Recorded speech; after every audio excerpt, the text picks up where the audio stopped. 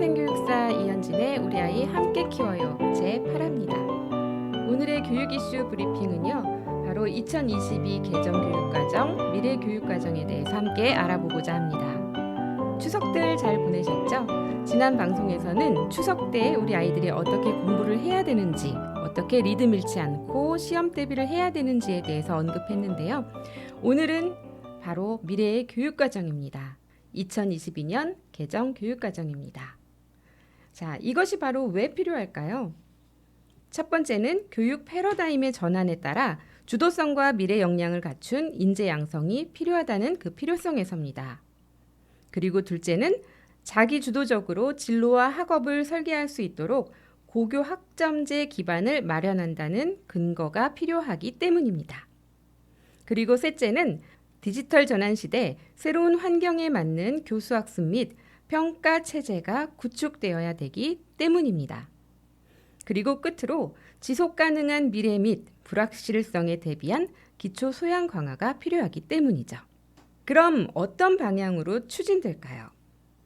그 첫 번째는 개별성과 다양성입니다. 좀 더 자세하게 설명을 하면 학생 개별 성장 및 진로 연계된 교육을 지원한다는 얘기입니다.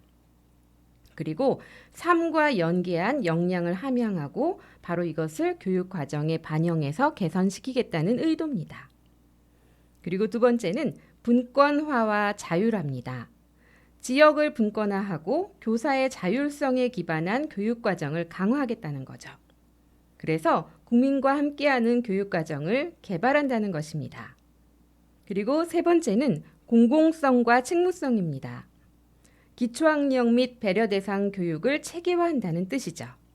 지속 가능한 미래 및 불확실성에 대한 교육을 강화한다는 의미입니다. 그리고 네 번째, 디지털에 기반한 교육을 한다는 것입니다. 미래지향적 교수법 및 학습과 평가를 재설계한다는 뜻입니다. 디지털 기반한 삶의 학습과 연계한 공간을 구성하고 이것을 재구조화한다는 뜻도 들어 있습니다.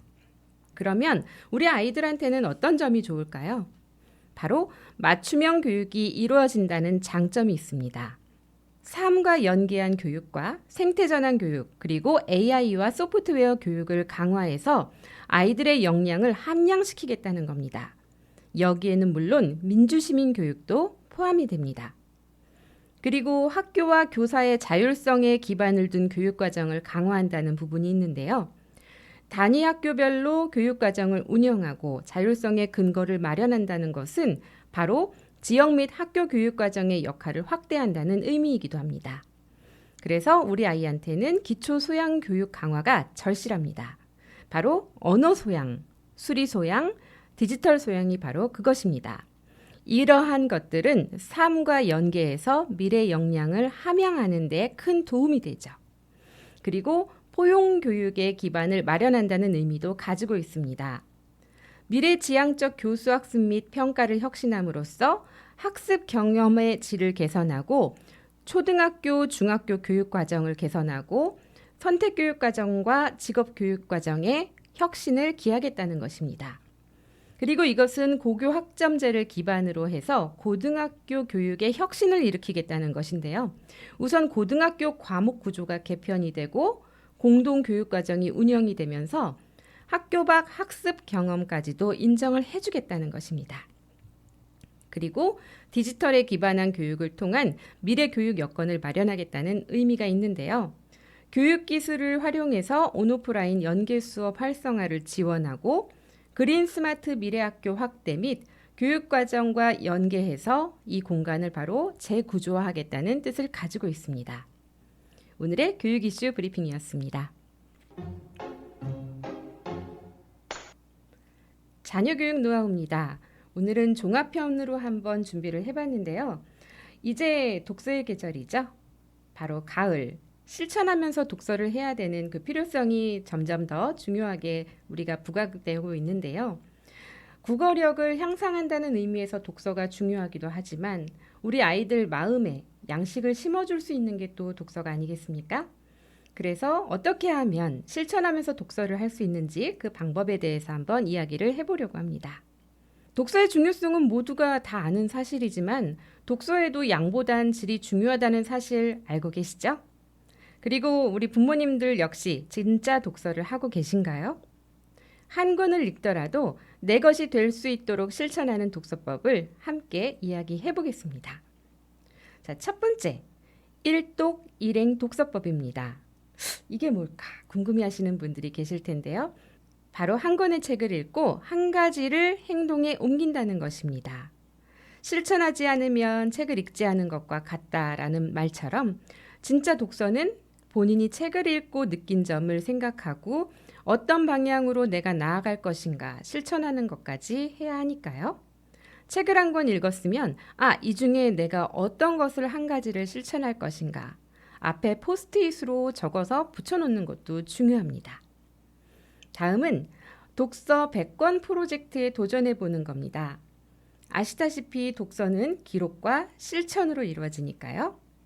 무엇이든 꾸준함이 중요한 법이죠. 자신의 상황에 맞게 꾸준히 책을 읽고 실천하는 삶을 목표로 노력해 봅시다. 지속적인 실천 독서는 우리 아이들의 지식을 확장하고 또 문해력을 높이며 나아가서 삶을 변화시킬 거니까요. 그래서 여러분들 자녀의 방에 생애 100권 읽기 독서 프로젝트 이렇게 해서 한번 아이와 책의 목록을 정리를 해서 붙여놓으시는 거예요. 공부방에. 그러면 아이가 읽을 때마다 하나씩 체크를 하고 그 옆에 아까 말씀드렸던 일행, 어떤 것을 행했는지 그것을 적어놓게 하시면 아이가 읽고 나서 그것을 몸소 체험하면서 본인 것으로 받아들일 수 있는 좋은 동기부여가 되겠죠? 자, 그 다음 끝으로 책을 읽은 후에는 독후감을 작성하도록 하는 겁니다. 책을 읽고 기록해두지 않으면 기억하기가 어렵잖아요. 그래서 제대로 된 기록은 독서의 필수 요소라고 할 수 있는데요. 책을 읽고 기록하면서 본인이 이해한 내용을 요약하는 방법이 바로 독후감을 작성하는 요령입니다. 그럼 핵심이 있는 독후감 작성은 어떻게 해야 되는 걸까요? 첫 번째는 책을 읽고 나서 가장 감명 깊게 읽은 한 문장을 적어보는 겁니다. 부담스럽지 않게 아주 간단히 시작하는 거죠. 여기에 팁은 읽으면서 표시하고 그곳에 포스트잇을 붙여두는 겁니다. 두 번째는 감명 깊었던 문장이 내 인생에 어떻게 도움이 될지 적어보는 겁니다. 꼭 거창한 계획이 아니더라도요. 성장할 수 있는 방향을 본인이 적으면 됩니다. 그리고 끝으로 세 번째는 내가 느낀 점 위주로 서술해 보는 겁니다.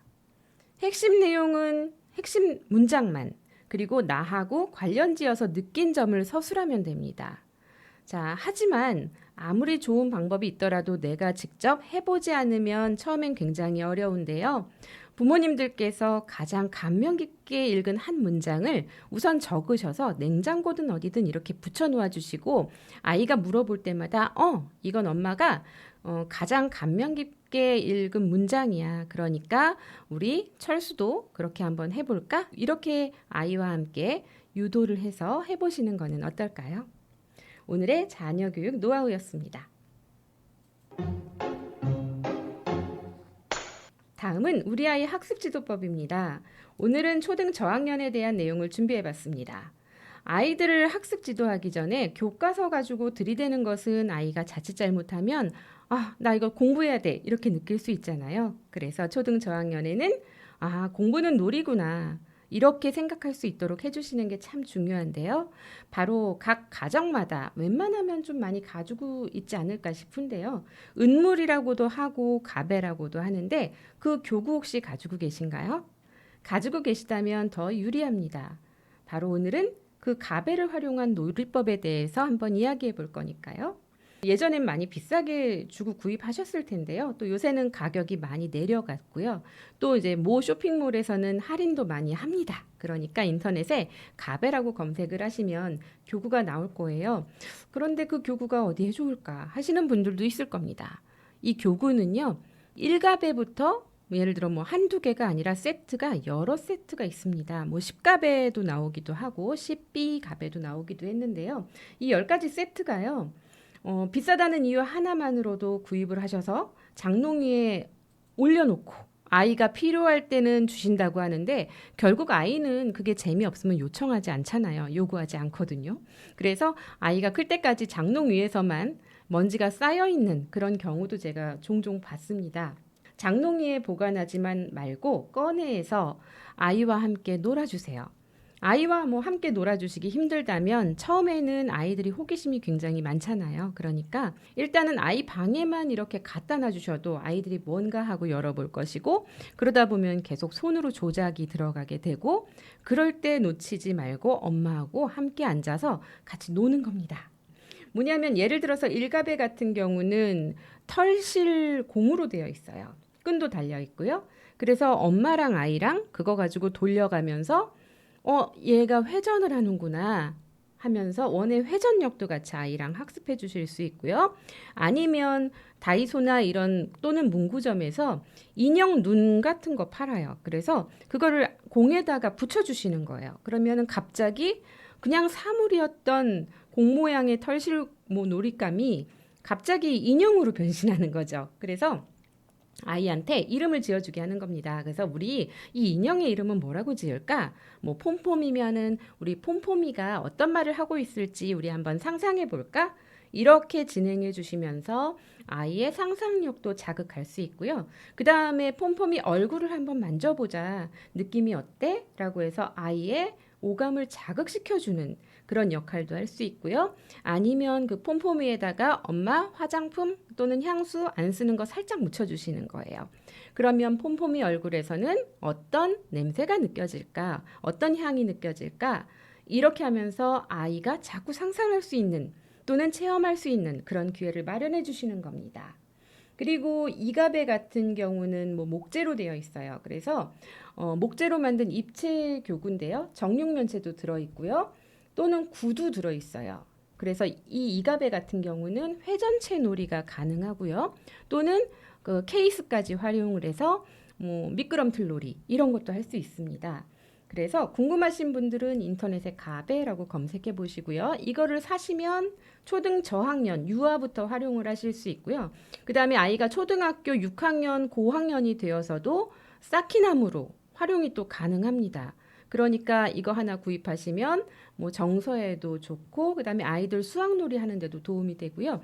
그 다음에 공간 감각 키워주고, 그 다음에 아이들 쌓기 능력, 쌓기 나무 할 때 직접 해보지 않은 아이들은 뒤에 뭐가 있는지 없는지 추리조차 힘든데 직접 손으로 조작해 봄으로써 아이들이 그 부분도 유추할 수 있는 그런 능력도 키울 수가 있습니다. 그리고 이제 저학년 같은 경우는 의인화해서 아이와 재밌게 놀아주신다면 EQ 향상하고 더불어서 사물의 호기심을 자극할 수 있는 그런 기폭제가 되기도 합니다. 이상 우리 아이 학습 지도법이었습니다.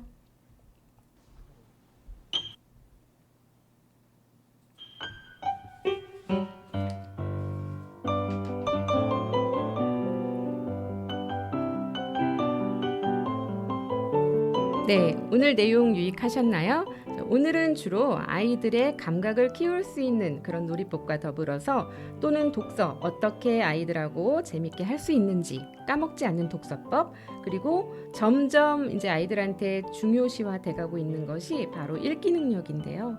통합 능력이 개발되어야만 합니다. 그러기 위해서 우리 아이들은 실제 생활 속에서 독서도 가까이 해야 하고, 독서를 할 수 없는 경우에는 지문, 즉 신문에 있는 칼럼 또는 그것도 어려울 때는 지문을 매일매일 읽는 훈련을 함으로써 그 능력들을 뒷받침해 줄 수 있습니다.